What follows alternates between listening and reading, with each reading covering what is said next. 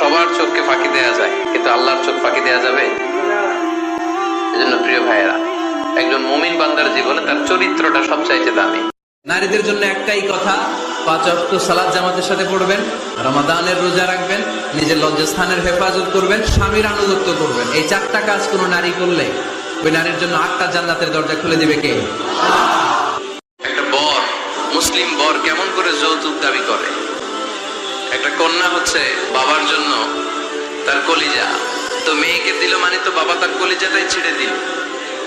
তো আপনি শ্বশুরের কলিজা নিয়ে আসছেন, আর কি চান? যৌতুক খাওয়ার চেয়ে কুকুরের গোশত খাওয়া ভালো।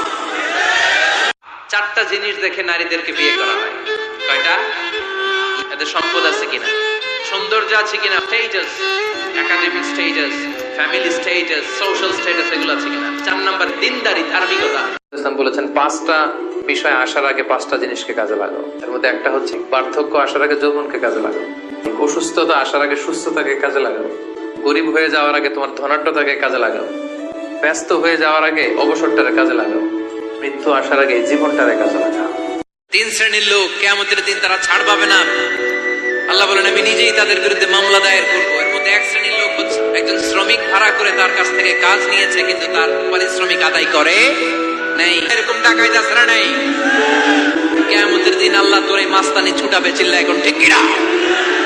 কাবা তাকালেই গুনাহ মাফ, তাকালেই নূর আসে, মুখ করে বসলেই সেখান থেকে রহমত আসতে থাকে। আমরা বলি হুজুর আমার দোয়া কবুল হয় না, কিন্তু দোয়া কবুলের সবচাইতে বড় শর্ত হলো হালাল ইনকাম, ঠিক কিনা? হালাল উপার্জন ছাড়া যদি দোয়া করেন কবুল হবে? যারা জান্নাতে যাবে আর যারা জাহান্নামে যাবে তারা কখনো সমান নয়। যারা জান্নাতে যাবে তারাই হচ্ছে সফল কাম। সুবহানাল্লাহ পড়েন। এখন সিদ্ধান্ত আপনার নিতে হবে, আপনি কই যাবেন, আমি কই যাব।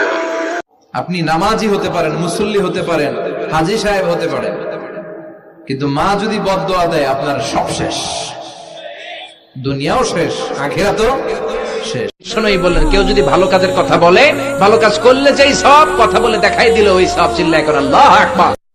আমার চিন্তাতে আল্লাহু আকবার, আমার চেতনাতে আল্লাহু আকবার, আমার বিশ্বাসে আল্লাহু আকবার, আমার জীবন্ত অবস্থায় আল্লাহু আকবার, আমার মরণে আল্লাহু আকবার। নিজেকে এমন ভাবে প্রতিষ্ঠিত করো রবের কাছে, রব যেন তোমাকে ডাকে।